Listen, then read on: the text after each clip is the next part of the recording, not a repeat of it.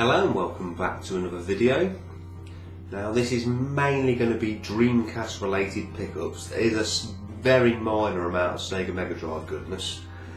But I'll start straight away with this particular game, Ghostblade. Now Lee from Video Game Imports was salivating at the mouth about this on his eBay description, giving it the big guns, compare it to Soldier Blade on the legendary PC Engine, etc. etc. He also compared it to the leap that NG Dev Team seemed to make when they made Gunlord, mentioned how they're moving away from ducks, and you know, that continued thing, ducks, darkness matters and everything else.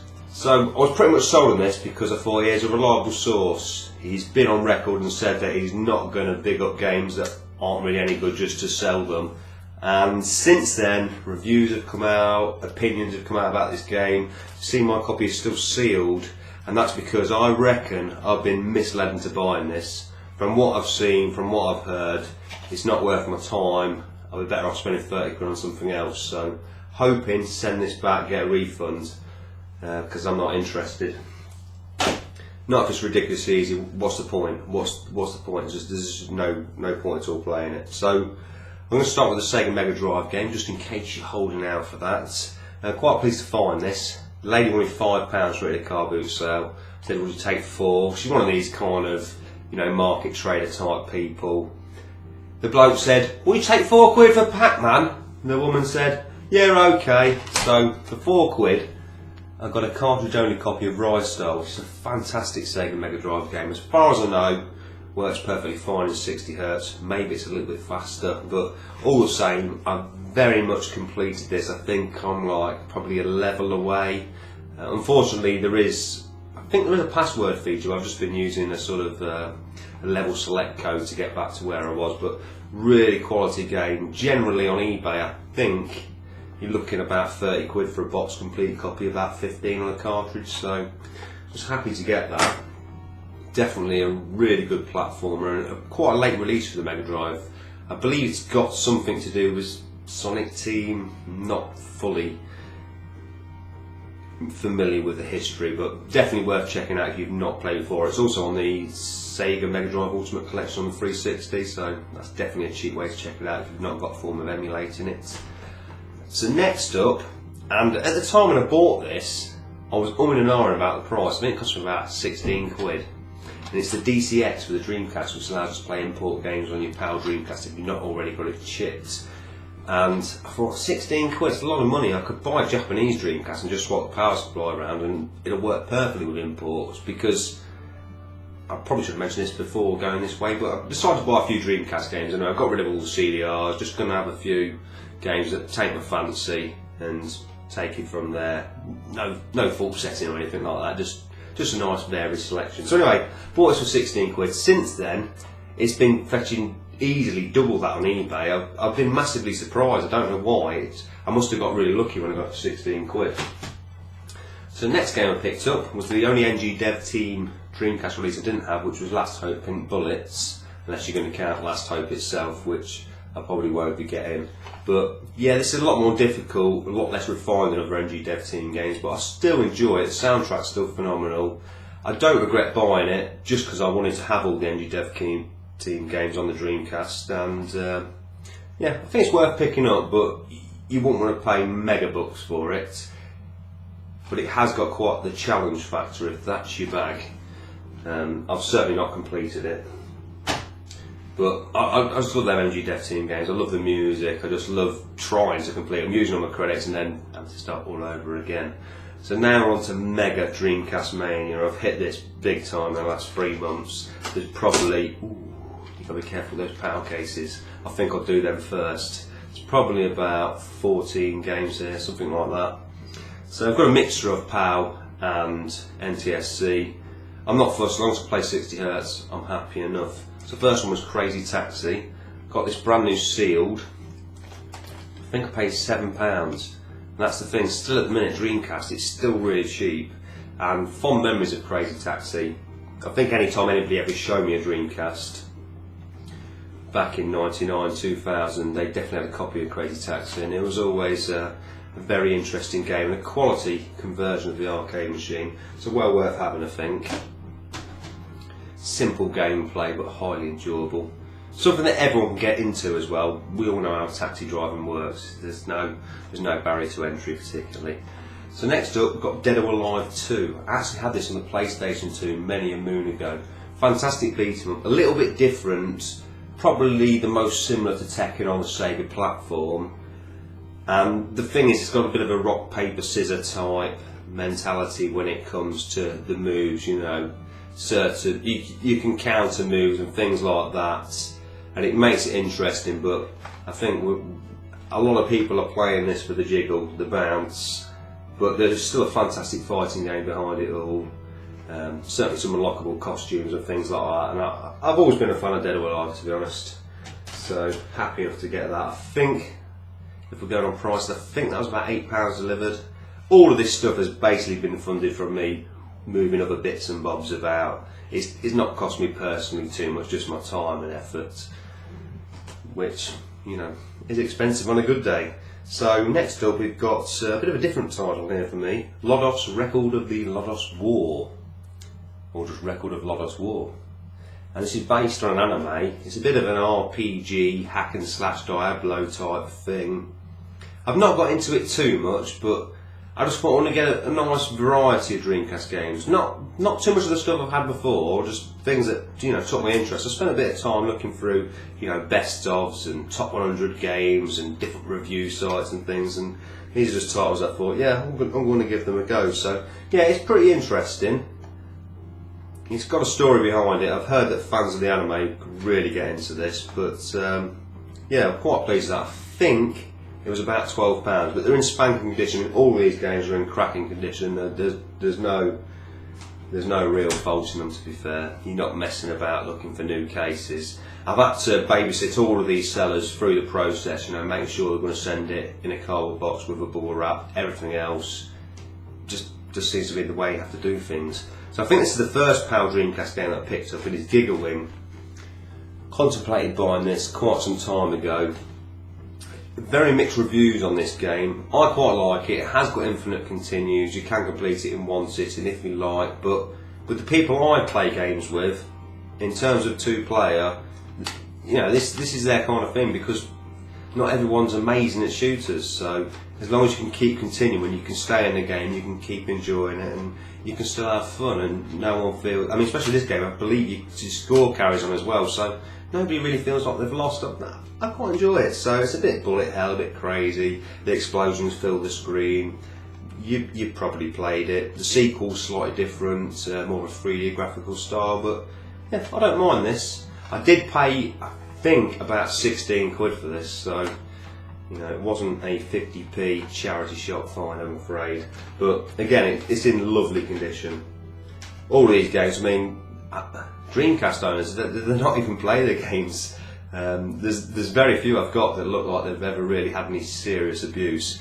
So next up is a game that I adored on the PS1. Absolutely adored this, and largely ignored the Dreamcast version, but playing it now, I must have been mental. Definitely have to get the PAL version of this, or at least the USA NTSC mode. It's Soul Calibur, and it's all about the Soul Edge mode, you know, building your character up, all the different challenges, you know, defeat certain people who can only win with throws, there's wind on the level. It's a breath of fresh air, and that's what I loved about the PS1 game, was that Soul Edge mode, and this does it once again, just fantastic. And even today, you know, this wouldn't look out of place, I don't think, on the 360. I don't think it would look out of place. I don't think the newer games are that much better than this. When you consider the amount of time that's passed, like 15 years, I don't think they're that much better than this. So this is definitely a quality title, 60 frames per second all the way, gorgeous 60 Hz action, just fantastic. So next up is a light gun game. I did buy myself 2 light guns, but on the way to getting 2 light guns, I had to buy 4 light guns in order to get what I wanted and get 2 decent light guns. It's all resolved now. I've got 2 clicky, nice light guns and a number of light gun games. And the first one is Confidential Mission. Now, I don't know, this is pretty much cheese on toast, James Bond action. It's fairly fun in 2-player. If you play Virtual Cop, you know what to expect. It's Virtual Cop meets James Bond. But if you want some light gun games on the Dreamcast, there's not a massive amount to choose from. This is definitely one of the better ones. And last but not least, when it comes to power games, and this is a firm favourite with me. Love this in the arcade. Fond memories of playing against people. I even played Ninja Bear Hug at this at Play Expo in Blackpool once. And on the Dreamcast, brilliant. I had it on the PS2, but the Dreamcast version really does kick that one into touch. And it's Virtual Tennis 2. I bought this brand new sealed, I think it was $8.99. There's a guy on eBay, I'm sure you're all familiar with him if you collect the Dreamcast or whatever else. I think it's called Dreamcast Rarities. Really sound guy to deal with. I've bought quite a few things off him, controllers, VMUs, etc, etc. Always willing to do you a good deal. And yeah, I love Virtual Tennis 2, it's still great today. The only problem is I find it hard to get people to play against me because, you know, when you can play it, it's a bit of a nightmare, isn't it? If you can't play it and you play against someone who can play it, you know, they're moving the ball about and you're just hitting it forwards. It takes a bit of time, but I think Rockstar Table Tennis on the 360 is a fantastic game, and it totally rips off this, totally, even down to the music, the build-up, everything else. But yeah, this is quality. I'll say I think that's the only tennis game I've got now. Well, it's the only tennis game I need. So we're going to move on to a bit of NTSC action, and the first one is an American game. I did have this on a CDR and I was greatly impressed. I do like myself a good fishing game, especially Sega bass fishing, but more so Sega marine fishing. Now this is incredible, the amount of different fish you can catch, but let's just cut to the chase. You can catch sharks, that's all you need to know really.